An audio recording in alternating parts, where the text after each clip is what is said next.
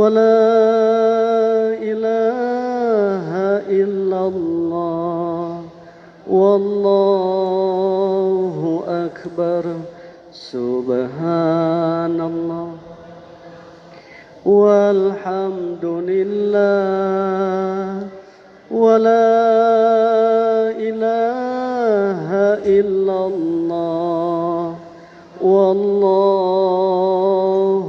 أكبر سبحان الله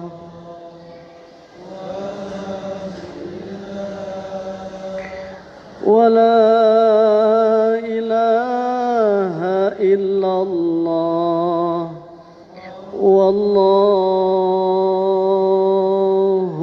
أكبر. Assalamualaikum warahmatullahi wabarakatuh.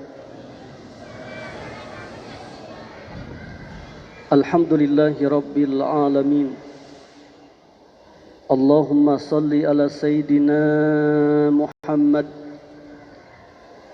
wa ala alihi wa ashabihi wa man tabi'ahum bi ihsanin ila yaumiddin. Subhanaka la ilma lana illa ma 'allamtana innaka antal alimul hakim. La haula wa la quwwata illa billahil aliyyil azim. Rabbi a'udzu bika min hamazati syayatin wa a'udzu bika rabbi ay yahdurun. Ashabul fadilah mukarramun, para guru, para kiai, para asatidz wal ustadzat, ikhwatal iman, ayahanda bunda calon penghuni surga yang dimuliakan oleh Allah Subhanahu wa taala. Bersyukur atas nikmat Allah, bersalawat kepada baginda Nabi Muhammad sallallahu alaihi wasallam. Kita berdoa kepada Allah di bulan yang Allah nyatakan setiap doa mustajab. Mudah-mudahan Allah takdirkan kita yang hadir di tempat ini, di rumah Allah ini, bisa berziarah ke makam Rasulullah, bisa melaksanakan ibadah haji, melaksanakan ibadah umrah. Allah berikan kekuatan kepada kita untuk menghidupkan sunnah baginda Nabi Muhammad sallallahu alaihi wasallam. Allah takdirkan kita mendapatkan syafaat dari baginda Nabi Muhammad sallallahu alaihi wasallam. Allah masukkan kita semua ke dalam surganya bersama baginda Nabi Muhammad sallallahu alaihi wasallam. Allahumma inna nas'aluka ridhaka wal jannah wa na'udzubika min sakhatika wan nar. Walhamdulillahi rabbil alamin. Hadirin yang dimuliakan oleh Allah Subhanahu wa taala, alhamdulillah kita masuk pada malam yang keberapa ini? 27. Lebaran berapa hari lagi? Oh, lupa sama lebaran sudah ya. Saking khusyuknya enggak mau berpisah dengan bulan suci Ramadan. Ini adalah merupakan malam yang ke-27.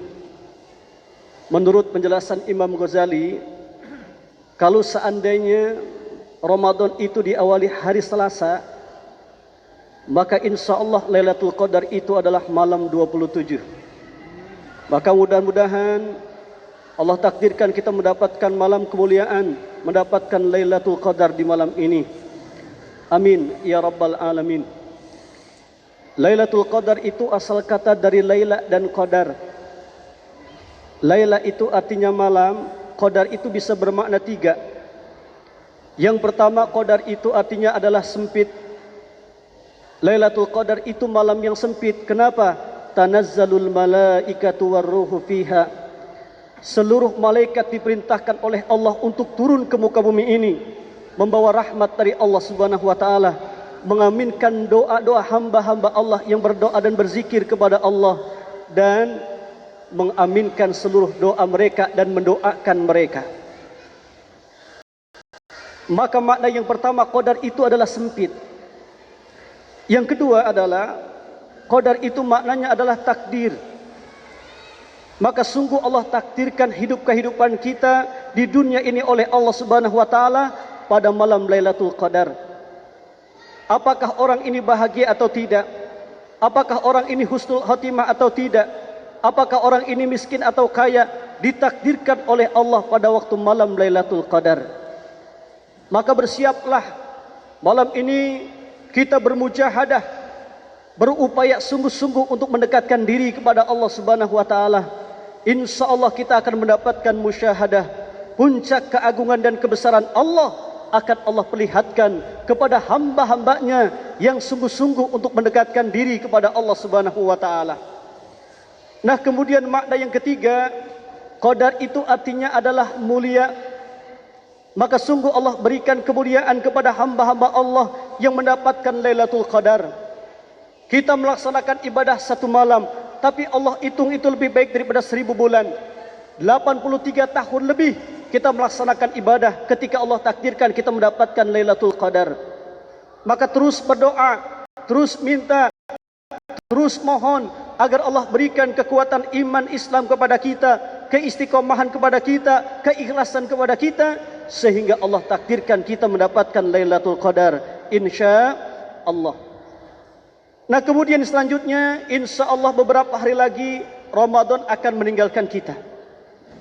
Maka berdoalah, mulai malam ini kita minta kepada Allah, kita mengemis kepada Allah, kita minta kepada Allah agar Allah berikan ampunan kepada kita. Kenapa demikian? Sering disampaikan oleh para guru, para kiai. Pernah satu ketika Rasulullah sallallahu alaihi wasallam itu ketika naik anak tangga mimbar pertama, beliau berkata amin. Rasulullah naik anak tangga mimbar yang kedua, beliau berkata amin. Rasulullah naik anak tangga mimbar yang ketiga, beliau berkata amin.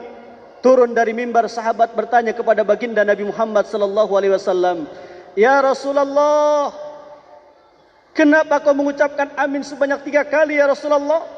Kami baru mendengar ucapan engkau seperti ini." Apa kata Rasulullah sallallahu alaihi wasallam? "Wahai para sahabat, ketahuilah, ketika aku naik anak tangga mimbar yang pertama, aku mendengarkan perkataan dan ucapan malaikat Jibril. Kemudian ucapan malaikat Jibril itu aku aminkan." Apa kata malaikat Jibril?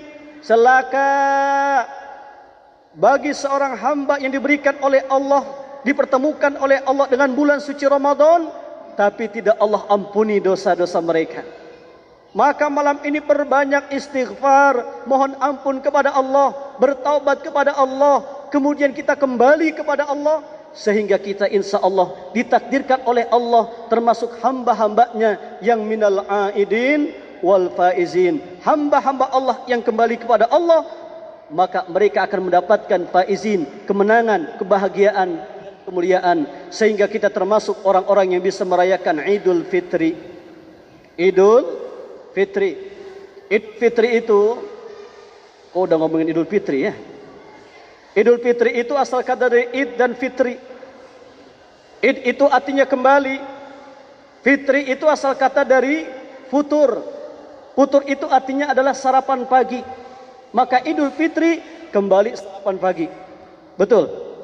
Sunnah sebelum kita menuju masjid melaksanakan sholat Idul Fitri ke lapangan, sunnahnya itu makan dulu, sarapan dulu. Beda dengan Idul Adha. Maka Idul Fitri makna yang pertama adalah kembali sarapan pagi. Yang kedua, Id artinya kembali, fitrah itu artinya adalah zakat fitrah. Maka Idul Fitri kembali zakat fitrah. Ya, kita ingatkan kepada seluruh jamaah yang belum bayar zakat fitrah, ya masih ada kesempatan 1 hari 2 hari ini. Keluarkan zakat fitrah. Supaya apa? Supaya seluruh dosa kita diampuni dosanya oleh Allah Subhanahu wa taala, sehingga seluruh kesalahan kita dalam beribadah dimaafkan oleh Allah Subhanahu wa taala.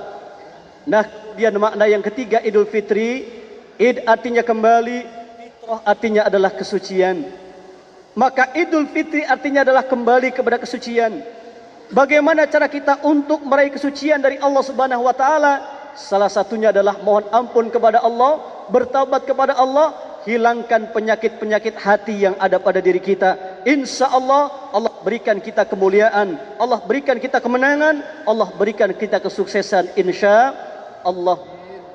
Nah, kemudian hadirin yang dimuliakan oleh Allah Subhanahu wa taala, ketika kata Rasulullah, ketika aku naik anak tangga mimbar yang kedua, aku mendengarkan doa dari malaikat Jibril.